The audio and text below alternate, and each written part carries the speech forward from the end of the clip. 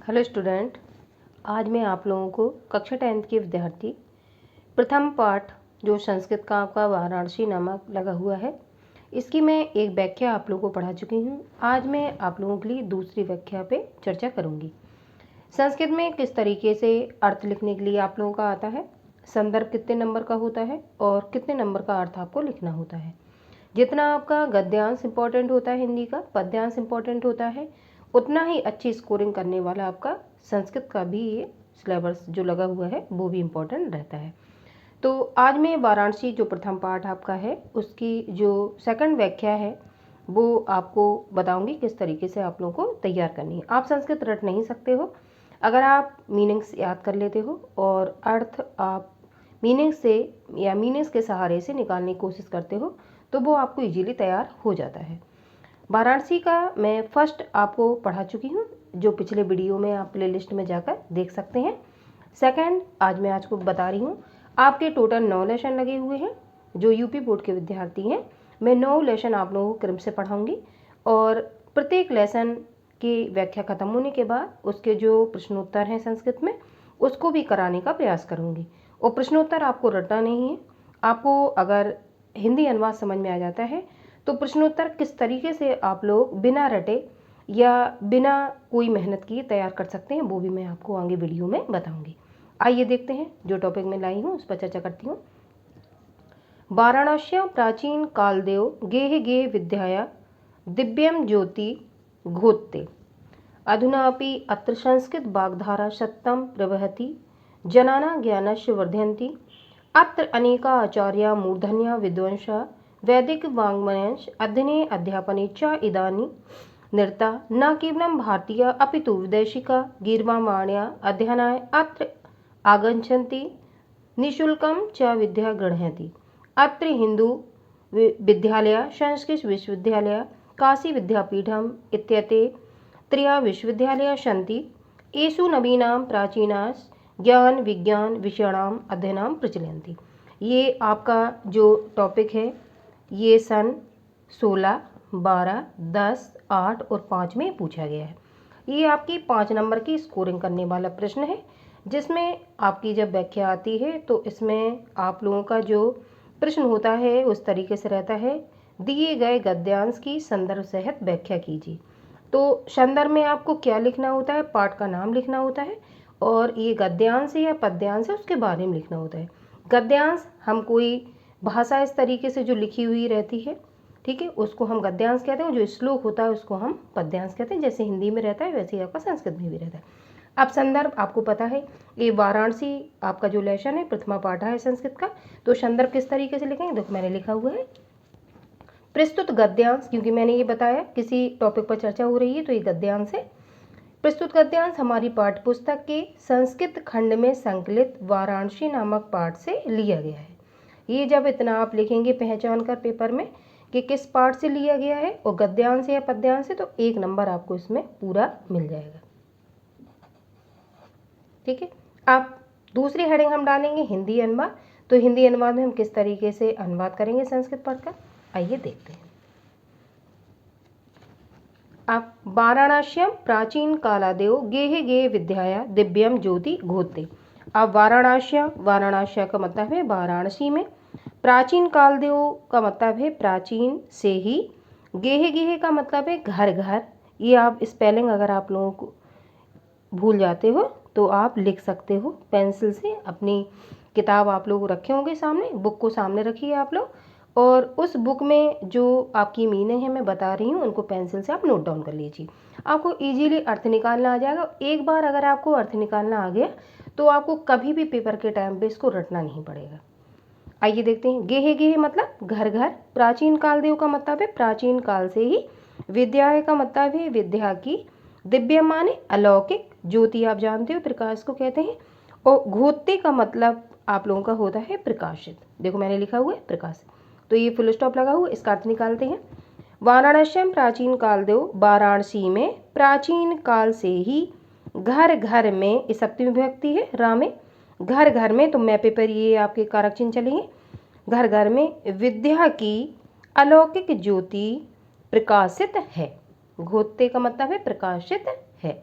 तो इतना अर्थ समझ में आया आप लोगों को। आगे, अधुना अपि अत्र संस्कृत वाग्धारा सततं प्रवहति जनानां ज्ञानस्य वर्धयन्ति। आप यहाँ पे देखिए, अधुना अपि का मतलब है आज भी, अत्र माने यहाँ, संस्कृत वाग्धारा का मतलब है संस्कृत वाणी। आप लिख सकते हो मीनिंग अपनी किताब में पेंसिल से। संस्कृत वाणी, सतत का मतलब है निरंतर, निरंतर या लगातार, कंटिन्यूटी। सतत, प्रवहति का मतलब है प्रवाहित हो रही है। जना नाम का मतलब है लोग, जना किसको कहते हैं, जन का मतलब लोग। ज्ञानस्य माने ज्ञान की, और वर्धयन्ति माने बढ़ रही है या बढ़ा रहे हैं। अब आगे अर्थ देखेंगे हम लोग। अधुना में आज भी, अत्र माने यहाँ, संस्कृत वाग्धारा, संस्कृत वाणी की, सतत माने लगातार, धारा वाणी की धारा लगातार, प्रवहन्ति माने प्रभावित हो रही है, और लोगों के ज्ञान को, जननामा लोग, ज्ञानस्य माने ज्ञान को, और वर्धयन्ति माने बढ़ा रही है। अब वर्धयन्ति की स्पेलिंग आप लोग लिख सकते हैं, बढ़ा रही है।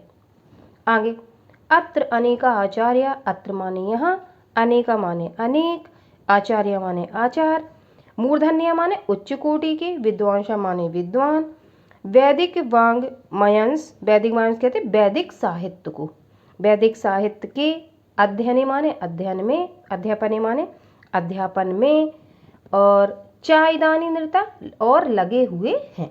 अब देखिए, यहाँ अनेक आचार, उच्च कोटि के विद्वान, वैदिक मानवनिष्ठ का मतलब क्या हुआ, वैदिक साहित्य के, अध्ययन, और ये चाय है तो इसका अर्थ हम पहले लेंगे, अध्ययन और अध्यापन में यहाँ लगे हुए हैं। नृता माने लगे हुए हैं, इसकी मीनिंग आप लोग लिख सकते हैं, लगे हुए हैं। Full stop. न केवलम भारतीय अपितु विदेशिका गीर्वाणवाण्या अध्ययनाय अत्र आगच्छन्ति निःशुल्कं च विद्या गृह्णयन्ति। अपितु माने बल्कि, विदेश का माने आपके विदेश, विदेशी, गीर्वाण माने देववाणी या संस्कृत, अध्ययनाय माने अध्ययन, अत्र माने यहाँ, आगच्छन्ति माने आकर, निःशुल्क माने निःशुल्क, च माने और, विद्या माने विद्या, गृह्णयन्ति माने ग्रहण करते हैं। अब आगे देखिए, यहाँ पे अपितु या बल्कि, विदेशी ही नहीं, यहाँ देववाणी संस्कृत के अध्ययन के लिए आते हैं। कौन, विदेशी, भारतीय ही नहीं बल्कि विदेशी भी अध्ययन के लिए यहाँ आते हैं, और चा का अर्थ हम पहले लेंगे, और निःशुल्क विद्या ग्रहण करते हैं। गृह्णयन्ति माने ग्रहण करते हैं। अब संदर्भ जब मैंने आपको बताया था तो उसमें अगर आप चाहें तो एक लाइन और जोड़ सकते हैं कि इस जो गद्यांश है इसमें किस चीज़ पे चर्चा की गई। तो इस गद्यांश में वाराणसी में स्थित ज्ञान के ज्ञानरूपी विभिन्न विश्वविद्यालयों का वर्णन किया है। यहाँ पे विश्वविद्यालयों के बारे में चर्चा की कि तुम एक लाइन जोड़ सकते हैं। अनुवाद जो मैंने आपको अर्थ निकालना बताया वो यहाँ पे मैंने नोट डाउन करके लिखा हुआ है, आप लोग अपनी कॉपी में लिख सकते हैं। जब कभी आप कोई स्पेलिंग या कुछ भूल जाते हैं तो आप इस तरीके से इस अर्थ को सामने रख के तैयार कर सकते हैं। मैं पढ़ के बता देती हूँ। प्राचीन में, वाराणसी में प्राचीन काल से ही घर घर में विद्या की अलौकिक ज्योति प्रकाशित है। आज भी यहाँ संस्कृत वाणी की धारा लगातार प्रभावित हो रही है और लोगों के ज्ञान को बढ़ा रही है। यहाँ इस समय भी अनेक आचार, उच्च कोटि के विद्वान वैदिक साहित्य के अध्ययन और अध्यापन में लगे हुए हैं। भारतीय नहीं बल्कि विदेशी भी यहाँ देववाणी संस्कृत के अध्ययन के लिए आते हैं और निःशुल्क विद्या को प्राप्त करते हैं। यहाँ हिंदू विश्वविद्यालय, संस्कृत विश्वविद्यालय तथा काशी विद्यापीठ, ये तीनों विश्वविद्यालय हैं जिनमें ज्ञान विज्ञान के नए तथा पुराने विषयों पर अध्ययन चलता रहता है। अब जो मैंने आपको आगे पढ़ के बताया, मीनिंग्स बताई, वही सेम मैंने यहाँ पे नोट डाउन कर दिया है। बाई चांस आप लोग कभी भूल जाते हो तो यहाँ से आप इसको कॉपी में नोट डाउन कर लेंगे और आप इसको दोबारा से रिवाइज कर सकते हैं। तीसरा आपका गद्यांश, एषा नगरी भारतीय संस्कृते संस्कृत भाषायाः केन्द्रस्थलम् अस्ति इति एव संस्कृत वाङ्मयः संस्कृत आलोका शरबत पृष्ठा मुगल युवराजा दाराशुकोः आगत्य भारतीय दर्शनं शास्त्राणाम् अध्ययनम् अकरोत्। सा तेषां ज्ञान तथा प्रभाविता अभवत् यत् तेन उपनिषदाम् अनुवादा पारसी भाषाया करता। अब ये आपका वेरी इंपॉर्टेंट 16, 14, 9, 8, 9 और 6 में ये पूछी गई आपकी व्याख्या है। तो इस व्याख्या को आप देख सकते हैं, ये कितनी आपकी इम्पोर्टेंट है।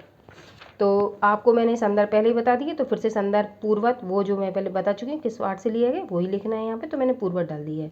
आगे वाले से आप लोग तैयार कर सकते हैं। अब ये आपका एक लाइन चेंज होगा, प्रस्तुत गद्यांश में वाराणसी के प्राचीन गौरव महत्व पर प्रकाश डाला। ये लाइन अगर आप लिखना चाहें तो लिख सकते हैं, नहीं लिखना चाहें तो अवॉइड कर सकते हैं। अब अनुवाद देख लीजिए, मैं पहले पढ़ा दूँ, इसके बाद आप लोगों को बता दूँगी। अब एषां नगरी भारतीय संस्कृति संस्कृत भाषा केंद्र स्थलम अस्ति। एषां माने यह, नगरी माने नगरी, भारतीय माने क्या होगा भारतीय, संस्कृति माने संस्कृति, और संस्कृत भाषा माने संस्कृत भाषा का, केंद्र स्थल माने केंद्र स्थल, अस्ति माने है। तो क्या अर्थ होगा, यह नगरी भारतीय संस्कृति और संस्कृत भाषा का केंद्र स्थल है। इत एव संस्कृत वाग्मय संस्कृत आलोका सर्वत्र प्रस्ता। इत एव का क्या मतलब हुआ, इत का मतलब यही, एव का मतलब ही, यही ही या यही, से संस्कृत साहित्य, वाग्मय इसका क्या मतलब, संस्कृत साहित्य, संस्कृत का मतलब संस्कृति, आलोका का मतलब क्या होगा प्रकाश, सर्वत्र माने सभी, पृष्ठता का मतलब क्या हुआ फैला हुआ है। जो मीनिंग्स आपको नहीं आ रही वो नोट डाउन कर लीजिए, फैला हुआ है। अब क्या अर्थ निकालेंगे, यहीं से संस्कृत भाषा, साहित्य और संस्कृति का प्रकाश सभी जगह फैला हुआ है। यहीं से कहाँ, वाराणसी से। मुगल युवराजा दाराशिकोह आगत भारतीय दर्शन शास्त्राणाम अध्ययनम अकरोत्। मुगल युवराज दाराशिकोह अत्रगत माने यहाँ आकर, भारतीय दर्शन में, शास्त्राणाम माने शास्त्रों का, अध्ययन माने अध्ययन, अकरोत् माने किया। तो मुगल युवराज दाराशिकोह ने यहाँ आकर भारतीय दर्शन और शास्त्र माने शास्त्रों का अध्ययन किया। सा तेषां ज्ञानेन तथा प्रभाविता अभवत् यत् तेन उपनिषदाम अनुवादा पारसी भाषाया कारता।